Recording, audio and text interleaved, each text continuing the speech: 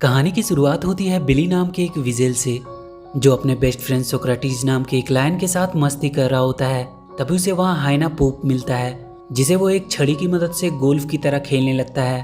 तभी वहाँ उसकी वाइफ बोनी आती है और उसे कहती है कि वो पानी लाने के लिए जाने वाला था, पर वो यहाँ टाइम पास करने में लगा हुआ है। वहाँ उस जंगल की क्वीन हाथी उनके पास आती है और कहती है कि इस साल उनकी नदियों में पानी नहीं आया है, जबकि हर साल तो इस समय तक नदियों में पानी आ जाता था, पर पता नहीं इस साल क्या हुआ।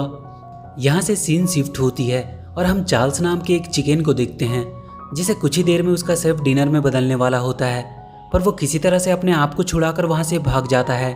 वो उसके शिप से बाहर कूदकर एक छोटे से बोट में आ जाता है, जहाँ उसे और भी कुछ एनिमल्स उस बोट पे मिलते हैं। उन सारे एनिमल्स को इंसानों की वजह से अपने घर को छोड़कर भागना पड़ा था। वो एक ऐसे जगह की तलाश में जा रहे होते हैं जहाँ अभी तक इंसान ना पहुँचे हों।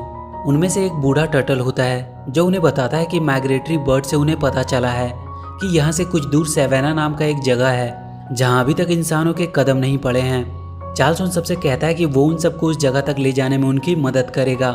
इधर सेवेना की क्वीन सबसे कह रही होती है कि उनके पास खाने का स्टॉक्स भी खत्म हो रहा है और पानी के छोटे छोटे तालाब भी लगभग सूख चुके हैं, और अगर ऐसे ही हालात रहे तो उन्हें सरवाइव करना मुश्किल हो जाएगा।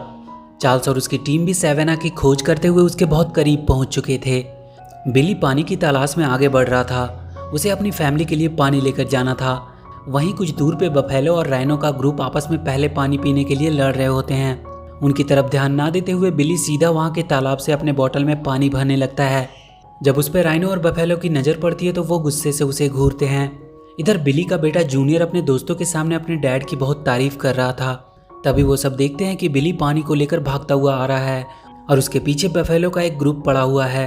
जूनियर खुश हो जाता है कि उसके डैड इतने मुसीबतों का सामना करते हुए भी उसके लिए पानी लेकर आ रहे हैं, पर उन बफेलो की वजह से बिली का सारा पानी बह जाता है। जूनियर के दोस्त उसका मजाक उड़ाने लगते हैं। वो बहुत उदास हो जाता है। उसे मनाने के लिए बिली उसके पास जाता है, पर वो बहुत गुस्से में होता है और वो बिली से कह देता है कि आज से वो उसका डैड नहीं है। बिली दुखी होकर वहाँ से चला जाता है। बोनी जूनियर से कहती है कि उसे अपने डैड से ऐसी बातें नहीं करनी चाहिए थी, पर वो कहता है कि उसे किसी से बात नहीं करनी, उसे अकेला छोड़ दे। बिली अपने दोस्त सोक्राटिस के पास जाता है और कहता है कि उसे उसके साथ पानी की तलाश में जाना होगा, क्योंकि उसकी फैमिली को पानी की ज़रूरत है और उसे अपने बेटे जूनियर को भी दिखाना है कि वो एक लूज़र नहीं है। सोक्राटिस उससे कहता है कि वो कहीं नहीं जाने वाला है, क्योंकि वो यहाँ बहुत खुश है। बिली अकेले ही जाने लगता है। सोक्राटिस उससे बताता है कि जब तुम रिवर बेड को फॉलो करते हुए आगे बढ़ोगे तब तुम्हें वैली ऑफ डेथ को पार करना होगा। ये सुनकर बिली बहुत डर जाता है। वो उससे पूछता है कि ये वैली ऑफ डेथ क्या है। सोक्रेटिस उससे कहता है कि बहुत साल पहले वो उस वैली में गया था। वहाँ बहुत ही खतरनाक जानवर रहता है जो वहाँ आने वाले को जिंदा नहीं छोड़ता। वो कहता है कि उसे अपनी जान की परवाह है, इसलिए वो उसके साथ नहीं आ सकता। कुछ देर बाद सोक्रेटिस देखता है कि बिली अकेला ही चला गया है। बिली अपनी तलाश में आगे बढ़ने लगता है और कुछ देर बाद वो वैली के गेट के पास पहुँच जाता है। वहाँ उसे कुछ वल्चर्स मिलते हैं जो वैली में जाने से पहले उसे वार्न करते हैं, पर फिर भी बिली हिम्मत करके वैली के अंदर चला जाता है। वो जगह उसे बहुत ही डरावना लग रहा होता है। तभी कुछ देर बाद उसे कुछ डरावनी आवाज़ सुनाई देती है।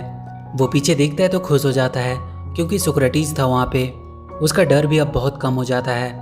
वो लोग जल्दी से भागकर उस वैली को पार करने लगते हैं, पर कुछ देर बाद ही बिली को वहाँ एक बड़ा सा काला तेंदुआ दिखाई देता है जो उसकी तरफ बढ़ रहा होता है। पर अचानक से वो देखता है कि तेंदुआ डर से भागने लगा है। वो कुछ समझ नहीं पाता है। तभी वो अपने पीछे देखता है, वहाँ बड़ा सा एक पोलर बियर था जिसकी डर की वजह से वो तेंदुआ भागा था। सोक्रेटिस भी वहाँ आ जाता है। वो लोग वहाँ चार्ल्स से और उसकी बाकी टीम से मिलते हैं। रात को वो सब वहीं आराम करते हैं। वहाँ सोक्रेटिस बिली को बताता है कि कई साल पहले वो अपने भाई के साथ इस वैली में आया था, पर अचानक से किसी ने उसके भाई को मार दिया। उसने उस दिन वहाँ एक अलग क्रिएचर को देखा जिसे इंसान कहते हैं। सुबह चार्ल्स सबको उठाता है। वो बियर उनसे कहता है कि अब वो और कहीं नहीं जा सकता, क्योंकि वो बहुत ज़्यादा थक चुका है। चार्ल्स अपने दो एनिमल टॉबी और स्माइली को बिली के साथ पानी ढूंढने के लिए भेजता है, और वो उन दोनों टर्टल के साथ बियर के साथ ही रहेगा। वो चारों वहाँ से आगे बढ़ जाते हैं और बहुत जल्द वो उस वैली के अंत तक पहुँच जाते हैं। उन सबको वहाँ एक बड़ा सा डैम दिखाई देता है। उसी डैम की वजह से उनकी नदियों का पानी रुका हुआ था। वो सब छुपते हुए डैम के ऊपर जाते हैं। वहाँ वो देखते हैं कि नदी का सारा पानी यहाँ पे किसी ने कैद करके रखा हुआ है। वहीं डैम के पास एक ईडन पैराडाइज नाम का होटल था, जहां आज बहुत से देश के लोग क्लाइमेट चेंज की मीटिंग अटेंड करने के लिए आने वाले थे। उस होटल का मालिक वहां आए हुए डेलीगेट्स को अपने होटल में अपना पालतू मंकी टोटो से उनका वेलकम कराता है।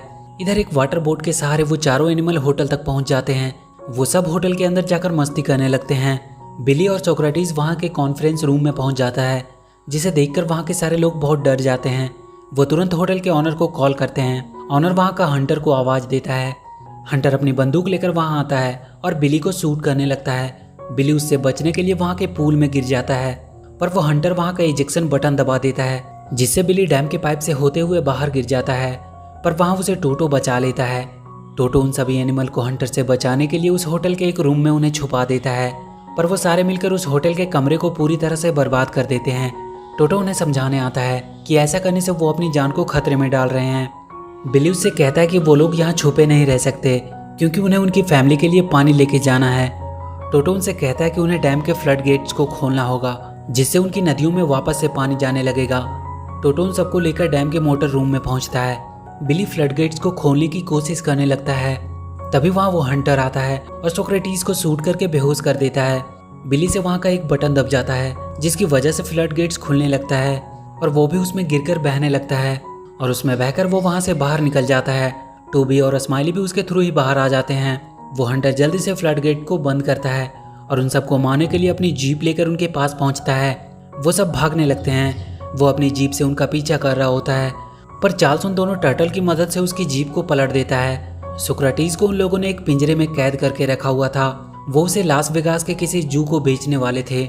चार्ल्स वहाँ के बाकी सभी एनिमल से कहता है कि उसे सेवेना के सभी एनिमल से जाकर बात करनी चाहिए और उन सबको यहाँ बुलाकर इस डैम को तोड़ देना चाहिए।